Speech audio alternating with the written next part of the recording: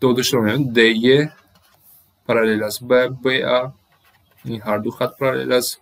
DC و BC اینو پرپندیکولار، کنجی بین اونها 90 گرادوس است. برای مثال کار کردن چیکار کرده میتونیم؟ این در یکی از مثال پیشنهاد بر اومده. خطهای پارالل رو اگر دوام کنیم، این دو خط رو اگر دوام کنیم، این کنج 180 مینوس الفا میشود و این کنج به 10 برابر است. اینو در مثال پیشنهاد بر اومده. جمع هر دوی کنج و یک کنجی مبینه برابر است که به دیگر طرف نگاه میکند. 180 مینوس ا جمع 10 برابر است با 90.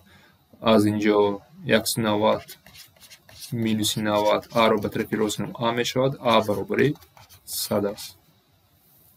یعنی این منطق از کجا میاد؟ اگر ما با یک خطی پارالل کشیم، سوم دو کنجی این 10 و 100 به کنجی مبینه برابر